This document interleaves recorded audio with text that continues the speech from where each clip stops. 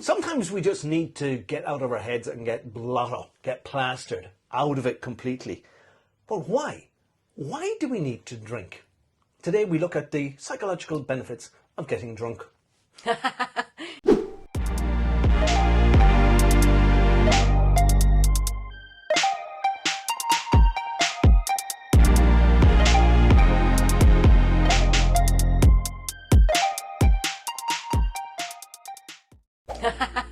Yes, and the downfalls of same. Well, of course there is downfalls. We're Happy Headers. I'm Paul Gill. And I'm Siobhan Lyon. What age were you when you first got drunk?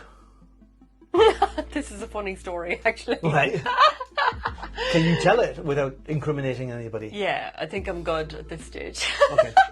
I was like 7 years of age the first time I got 7? drunk. Yeah, I know. Go away. And I think my poor sister had her 21st birthday party, and loads of people bought her drink, and they bought loads of alcohol into the house. And I saw this lovely big bottle of Baby Sham. I don't know if you guys know what that is. It's a sweet kind of a champagne type drink. And I thought, oh, this tastes delicious. Did you know it was alcohol, or did you just think kind of it's I nice? don't think it's so. Sweet. I don't think I really knew. Yeah. But I remember falling around the place a bit and saying lots of things that, you know, I remember getting this confidence. Yeah. And I could say anything I wanted to say. And I was elated by this newfound sense of confidence. And my mother was looking at me going, oh my God, what, Siobhan, did you drink something? And I was showing her the bottle of Baby Sham, which is now half empty after me drinking it out of a cup and saucer. What percentage is Baby Sham? I don't know. What do you... It wouldn't be much anyway. Right, okay. For a wouldn't 7-year-old. Yeah, it was enough to get me drunk anyway, Yeah. I can tell you. But I remember taking out, my dad had this little teacup and saucer that he got when he was 5 years old off his grandmother, and we were never allowed to touch anything in the glass cabinet. Right. What was I drinking the Baby Sham out of? Yeah, that's it. That was my first experience of getting drunk. Yeah, so bold. But basically, I think fundamentally, we, in Ireland, but in every culture, like Ireland sometimes has a reputation of drinkers. Oh, yeah. But that's not fair, because in the UK they Paddies. drink as much, in the States they drink in everywhere. Yeah. They drink, every culture has drink. But for us, like if you're not going out next weekend and drinking, there's something wrong with you. Yeah. And people will say to you, are you on antibiotics? Yeah, they're waiting for you to have some excuse for not drinking. What's wrong with you? What's wrong with you? That you're not drinking. Yeah. Now, in my case, I shouldn't drink.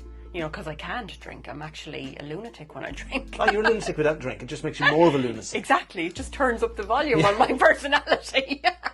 You should be sedated. You should be turning down the other way. Oh, yeah, Jesus. Give me heroin or something different. I was thinking of sleeping tablets. The other way. Why do you want to knock me out, Paul? That's kind of roofie-ish. Note yourself, never go Bit drinking weird when about Siobhan that. is drinking. Never go drinking with Siobhan. Yeah, mind your drink when you're around, Paul. He's trying to knock you out with something else.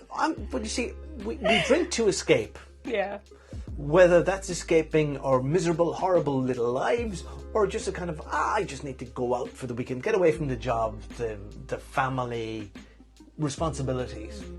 And it allows you to not be yourself. Yeah. Because you just said that you were somebody else. Yeah, definitely. When you had that first drink. Yeah. And even now, when you drink, are you somebody else, or are you just a kind of a... Well, I don't drink anymore now, but, you know, certainly, like, I think now in adult life, from my own personal experience, it's, you know, drinking to kind of, you know, I drink to get drunk or whatever, just to forget about life or let things go or whatever, not think about it, or to be able to say something that I wouldn't have the confidence to say when I'm sober, you know. Because I think that's when a lot of rows start in families as well, or between partners or whatever, you know, you're like... Yeah. When somebody prefaces, somebody comes up to you... See you there. Somebody prefaces to come up to you and say, I don't want you to take this the wrong way. Oh, Jesus. It's never going to be a good thing, is it? It's never a good outcome. Never a good outcome. Yeah. But I remember a guy who... Nice sound guy, everybody loved him, placid. But when he used to drink and get drunk, he'd attack guards. Guards or police, if you're watching this somewhere else, or police force. He would actively seek them out and try to... Never a good move, lads. No. Never. But people couldn't understand this, and even like in court, even today you'll hear solicitors saying, Your Honour, my client was not himself, he was inebriated. Inebriated? But I would contend that your client was exactly himself. He was his authentic true self was actually coming out. In this situation where this guy used to seek out to fight the guards, he had conflict with his father. And authority. It was an authority figures, exactly, Sean. He had problem with that, so he saw the guards, the cops, as authority figures, and he needed to put them in their place. It was projecting his feelings out onto them. It was a fight he needed to have, really. Yeah. But this kind of thing, Your Honour, my client was not in his right frame of mind. He was! Or do you ever get these guys, right, who go up and they say, oh, yes, Your Honour, you know, my client raped the client, but he was very intoxicated at the time. Yeah. I said that's an excuse. I mean... I get intoxicated and I've never raped anybody. Absolutely, my point. I don't go around raping people when I'm drunk. I mean, it's just crazy stuff, isn't it? Yeah. Like, that has to be in you. It has to be, or even getting involved in fights, physical fights. I don't think I've ever had a physical fight while I was drunk. No. I've had lots of verbal arguments, which I'll get to. You get fiery. Stay to the end of the video if you want to hear about those. But I'm generally a very placid kind of guy, but I'm very passionate about certain things. Yeah. And I've no problem in speaking my mind. Brilliant. Now, it doesn't mean that I have to speak my mind. Sometimes I will bite my tongue and not say anything. Because sometimes you can't, I'm going to say argue, but really what I mean is debate with somebody who's so entrenched in their, if somebody's entrenched in their position, you know, there's no point in discussing it, and I'll just kind of let things go.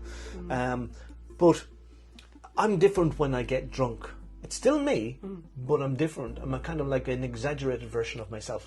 Class. I will sing or try to sing when I'm drunk. Wow. I don't otherwise. Yeah.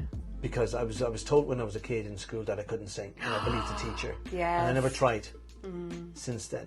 And I was told I'm tone deaf, and there probably is a certain amount of truth to that. That, you know, somebody plays like, you know, do re mi fa so on an instrument, I don't know what note it is. Okay. Or somebody says that's the key of G, or that. I don't notice. I don't know. Now maybe if I kind of had tuned into it and studied it, I would know. Yeah, maybe. But when I'm drunk, I don't want to be like footless, but a good few on. Where you find your arm around somebody and you're singing karaoke, looking at the telly, and everybody else is joining in, and your voice is kind of drowned out in everybody else's voices, and nobody expects you to be, you know, like on Britain's Got Talent or Ireland's Got Talent. Yeah, it's not that kind of thing. No, and in truth, then you kind of notice then that you don't know the words of the song, or sometimes the words are in double on the screen. You think, why has he printed them in double on the screen? You know? God. Oh yeah, right. Oh yeah, you got a bit too much. Yeah, some people do drink to forget as well. Yeah.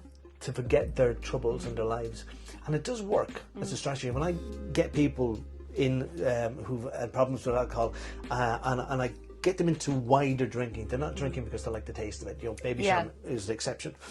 They're drinking to forget. Well, what if you were able to deal with the thing you wanted to forget, so it was not an issue, so you don't have to forget it? You know, exactly, I've had people ring me up say, you know, can you hypnotise me to forget about this thing, this trauma? And I go, no. I can, but I'm not going to do it because that's not the way to deal with it. You need to process it and make peace with it out the other side of it, because it'll always be there. It'll haunt you. Yeah, like the body keeps the score. It's going to stay, it'll resonate in your body and your feelings and how you are as a person, how you behave. Yeah. You know, even your reactions, things are still going to be the same, and then you don't know why you're reacting that way. Yeah. But at least if you know, you know, you can work on it. I asked you earlier what age were you when you got drunk first. I was way behind you. I think it was 17. Okay. 16, 17. You were a good boy. I was a very good boy. I had taken the pledge. I nearly broke my mother's heart. You broke a lot of hearts. And you're still doing it. I'd taken the pledge to abstain from alcohol until I was 16, and I stuck to that. I stuck to that. Wow. But I remember I was working on a switchboard. I had kind of a summer job while I was still going to school, and I used to do it in the evenings or whatever. So I had a little bit of money to spend. And was having two friends. They had started up a window cleaning business for the summer. We were all around 16, 17. And I used to go with them for the crack. I didn't need the money from cleaning the windows because I had money from my own job. But I used to get crack cleaning the windows and messing with people as they passed by. And, fun. You know, throwing water and sponges at people. all that kind of thing, so washing windows. But I remember that somebody had said to us, are you going to the 21st up in the Park House? And I said, no, I don't know. The person said, we'll all be there, just gate crash. So I'm sure, why not? We ended up, myself and this guy, we ended up buying a bottle of wine. Oh, God. You know, the woman in the shop thought I was buying it from my mother because she knew I didn't drink. Okay. I hadn't drank like really at all. And we decided, well, we need to we can't just go into 21st sober. So we decided we'd drink this. We couldn't drink it on the street. So we got 2 cans of lemon Fanta, and there was a special offer at the time, but the can was 75% more or something. It was a big can. So we drank the lemon, and then we poured the wine into the cans. So we were walking around the street drinking what everyone thought of it. Yeah. And when we met with this other pair of lads, and we thought, oh God, Amanda, if you ask me for a drink of the lemon, he's going to just down it. He's gonna, you know. God. But the other guy, in fairness, said, okay, sip of that. And oh, there you go. And he goes, that's good lemon. What kind of lemon is this? And he handed it back, then he knew, you know. Yeah. But it turned out that I went to this gig, and because I wasn't experienced to drinking at all, I found myself at the bar, and somebody said, what are you drinking? I go, Guinness. So I poured a pint of Guinness and drank it. Okay, yeah, tastes a bit like soup. Leaves you a white moustache. And then I was finished that, and somebody said, you having a pint, Paul? What are you having? Yeah, beer. God. And then as I just experiment and see what I could find something that I actually like. Yeah. I drank a bit of everything. Oh, God. I got so out of it. Oh, my God. It was terrible. Oh, and I'm going to tell you something disgusting. If you're queasy, switch off for about 2 minutes. I was all over the place. I was very, very happy. We were doing this kind of a dance thing, you know, where you're all going around in a big circle and running around and all the rest. God. And there was this girl there. She had her eye on me. Oh, God. And I did not fancy her. I just wasn't. Yeah. So we as the circle kind of came around by the stairs, me and this other fellow just got out of the circle and we dashed up the stairs, shut up the stairs. It was a hotel, and we sat in the corridor with some of the rooms upstairs until we thought it was safe enough to come back down again. So I come back down a while later, and I'm sitting on a chair, and next thing this one comes over to me. She sits on my knee, and she's got a big slab of birthday cake, and she goes, here, have some of this, and she shoves it into my mouth. Oh, God. And when she did it, I think it was the compression of her sitting on me and the cake, I just go, Everything came out. And then she wanted to go French kiss me at that moment. And I'm like going, I'm being assaulted here. I kind of pushed her off. I went to run for the loo. Oh, my God. I got inside the door and I fell on my knees and whoa, all over the floor. I thought you were going to get sick on her.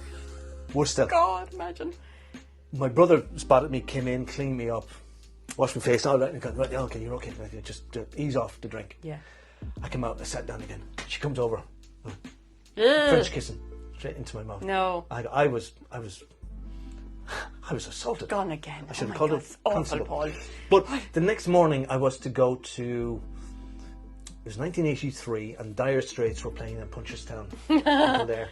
And I remember waking up and I'd gone to bed with my clothes on because my brother kind of just sneaked me into the house. Didn't want my parents to know. And I kind of fell into bed with my jeans and my shirt on. I woke up the next morning going, oh yeah, okay. As soon as I moved my head, it was as if my brain had turned into a concrete boulder and it was kind of clanging around the inside of my head. And I was all sweaty and everything. I go, oh, train's going in a few minutes. I need to get up. So I put on my runners, a leather jacket, and I ran about a half a mile out to the railway station with my head banging. Got onto the train. Dreadful feeling. Met a guy who was talking to me the whole way up to the concert we were arranged to go, and I had no idea what he was saying. Yeah. But I was as sick as a dog. God. I never drank for years after that. Really? It actually, yeah. So it turned you off. It turned me off all alcohol because I tried everything that night. Why do you drink now then? You know, is it for escape or? It's a little bit of, for me, I will only drink now at the weekends. Yeah. Because I'm working during the week and you need to be, especially our jobs, you need to be clear-headed and whatever. So when I know I'm not working the next day, but I don't drink to get drunk, I will decide I will have X amount of beer or I'll have a sip of, you know, I like whiskey. You like enjoy it these days, don't you? Yeah. You enjoy a craft beer or something like that. I do, and I don't drink to get drunk. Yeah. Really, because I kind of don't like. I suppose as you get older, you get less tolerance to drink too. It takes me a while to recover. I hear the a next lot of day. people saying that actually. You know. Yeah. Takes ages to recover. Have you ever done anything totally mad, apart from like what I've just described? Have you ever done anything? What's the worst thing you've done while you've been drunk? if you can reveal it. By Jesus. The big reveal. I think there's so many different things that I did in my drinking, and I suppose first I want to be clear about my reasons for drinking were definitely to mask things that happened in my past, because as many people know at this stage, I have a history of childhood sexual abuse in my past, and I grew up in quite a violent home as well. So when I started drinking, that finding my voice at age 7, then when I started working and earning money, I was only 14, so I was like washing dishes in a hotel, and then I was in with a culture of people who were drinking. They were heavy drinkers. That's what you do. And that's what I did. I started drinking glasses of Guinness, and getting drunk then, and liking the feeling of being drunk, because it helped me escape from everything that happened in my past. So for me, even as a therapist, I really do believe that people who become alcoholics or drug addicts or gambling addicts or sex addicts or any sort of addiction or dependency on a substance or a process, I think it's to mask something that has happened in the past, or to help them cope with something. And that was certainly my story.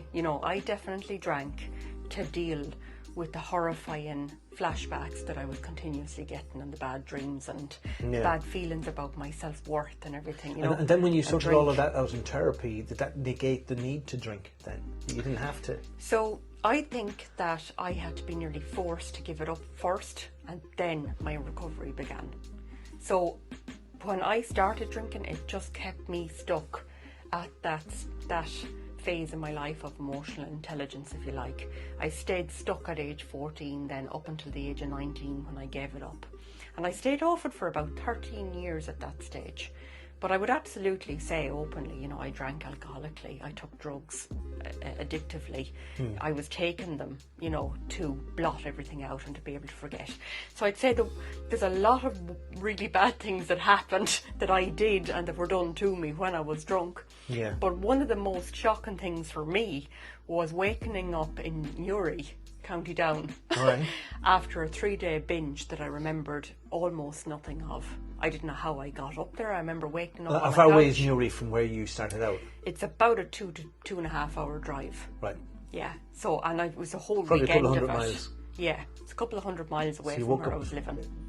Yeah, and I have no idea how I got there or anything. I remember lying up, I woke up on a couch and there was these shutter blinds, and I remember, am I in a doctor's surgery? Yeah. I actually did not know where I was. I had no idea. Did that scare you? I was scared shitless. I have to say, yeah. And then I remember getting up, walking around the house to see who was here. I didn't recognise the house, nothing. And this was after 3 days of drinking and probably taking drugs as well, I don't remember. Wow. Yeah, crazy stuff. And so did you kind of learn from that and say, I just don't want to be in this position again, I need to stop? No, I couldn't. No. I think I drank for at least another 2 years after that. Yeah, and I think I started taking drugs around age 18 or that. Yeah. So really that didn't last very long in my life. I probably only took drugs for about a year. But I couldn't just have one. I had to have 10, Yeah. And I had several suicide attempts and everything in the middle of that, because I just couldn't cope with what was going on psychologically and emotionally for me at that time in my life. If you had never found therapy, you wouldn't be alive. Absolutely not. Like, always what I wanted to do growing up was help people. I thought, as a child I wanted to be a social worker. I was doing quite well when I started secondary school. Academically I was coming on, I had good teachers and stuff and was making a difference. And then once I found drink, everything just went downhill. Yeah. It's crazy. But you succeed. You found success in the end. Yeah, absolutely. Which kind of brings us on nicely to the next video we're going to talk about. After that heavy offload. People who have messed up, fecked up, as we say, totally made out of it, completely, but ultimately have been successful. Watch this video next. Thanks for listening, guys. Take care. Bye.